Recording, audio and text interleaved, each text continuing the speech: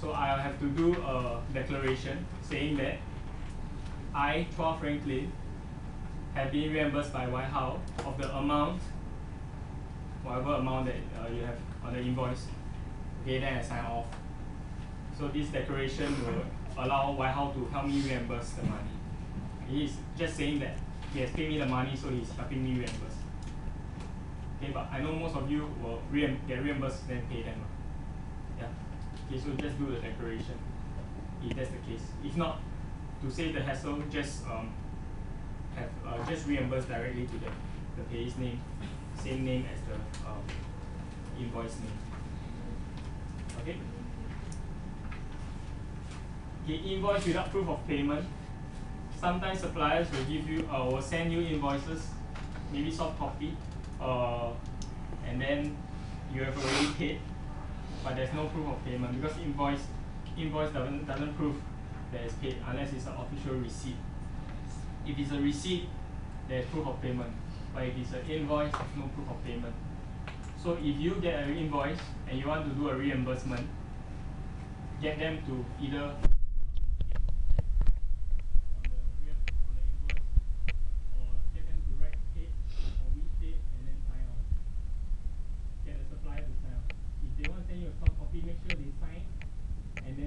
scan it to you when you print it out. But most of the time, OFS wants original copies. So if it's printed out, what they will say is, what if there's duplicate reimbursement? Because you can print out a few times, then submit a few times. You know, if it's a soft copy. But if it's an original copy, you can't do that. So try as much as possible to get a hard copy of your invoice, not a soft copy that is printed out. But if it's printed out, okay, try to make it look real by using a color printer. Understand what I mean? Understand? Okay? Because most companies, if you have a logo, it'll be in color, right? So if you print out black and white, it's very obvious that it's printed out. Okay? It's not an original invoice. Okay, but of course they'll accept if the reason that the only invoice that they send you is a soft copy, then if it looks like a photocopy copy, then they will just ask me to do a declaration. I, Chua Franklin, then I write a lot of times. I, Chua Franklin, declare that this invoice is the only one that's issued to you guys, and so please reimburse them. It's a very tiring process for me, okay, because I have to make a few trips up and down the hill. Okay, in case you don't know, OFS is situated at U-Horn, on top of the hill, beside Science. Okay, next. Date of receipt in wrong budget period. This is quite important. So for example, budget period 1. Budget period 1 is from 1st October, okay, to March, right? 31st March. So within this period, okay, let's say your receipt date is within this period, and then you want to get reimbursed the next budget period. That means past 31st March. Let's say you want to claim it in April. Okay, the receipt will give me some problem. Okay, the date of the receipt is important. If the date is in the previous budget period, most likely you cannot reimburse it again in the next budget period. So all expenses in this budget period must be claimed in this budget period. Unless you inform me that there are some cases whereby you cannot submit the reimbursement forms in time, even though your expenditures are in this budget period. Okay, then you have to let me know, and I have to accrue your expenditures to the next budget period. Yeah. Yeah. So just to ensure that you don't cross the budget period, just submit your reimbursement, your receipts as soon as possible once you get them. Especially when it's nearing the closing of the budget period, near March period and September period. Okay. Wrong GLAC, like I told you, just ensure that GLAC is as accurate as possible. I don't want to check hundreds of reimbursement forms for the GLAC. I have to study as well. So just make sure it's correct. Then I trust you. Then I just submit to them. but she always complain that she always complain to me, oh, why you never check? Don't make us check all the reimbursement forms. Then she will return to me, then I have to return to you to change, then after that return to me, return to her. Okay? It's a long process, so try not to make it so long for me. Okay, wrong amount, like I told you, check the amounts that you are being reimbursed, the receipts, the amount. Make sure it's the amount that you spend, not the amount that you get change or the amount before GST, that kind. Okay. Lastly, I also have said, touch on this non-original receipts and invoice. Yeah, just all invoices and receipts should be submitted original copies.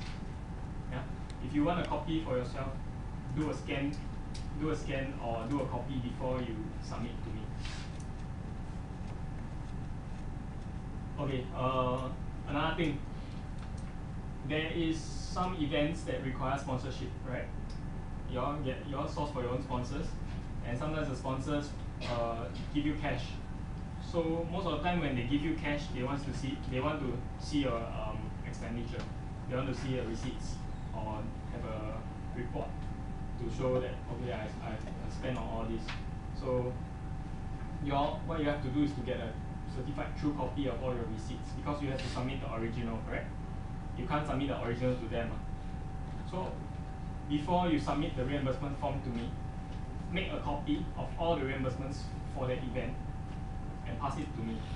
So I'll have one set of reimbursement original copy, one set of reimbursements photocopy.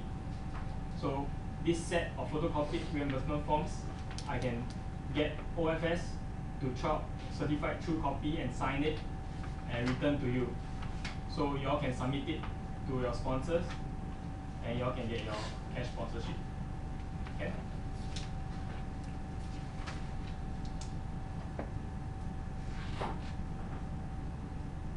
Okay, great. Okay, so like I said, but close to the budget closing period, try not to spend during these periods, especially after 20th March and after 20th September to the closing of the budget period. Within this period, because OFS is quite busy, where they will have a lot of reimbursements to do, and so within this period,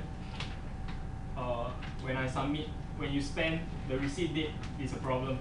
The receipt is in this budget period, but you have to get it the next budget period, because we have already reached the deadline for submission for reimbursements for this budget period. So usually there's a closing period that you cannot submit any more reimbursements. Okay, you have to accrue the rest of the reimbursements to the next budget period. So try your best not to spend any thing during these dates. Okay.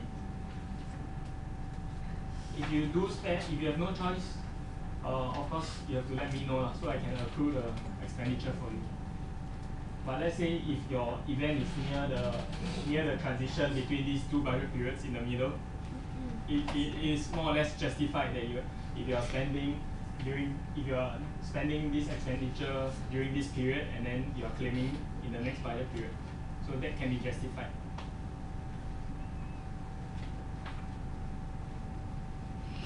Okay, moving on to income.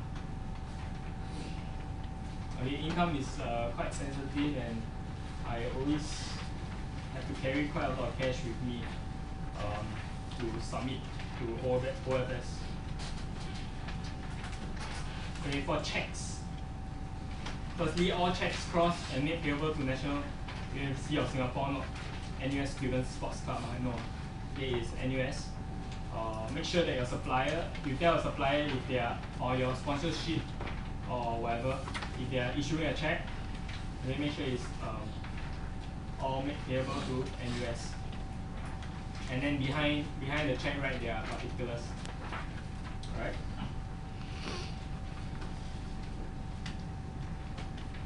Okay, when issuing check, please do not issue official receipts.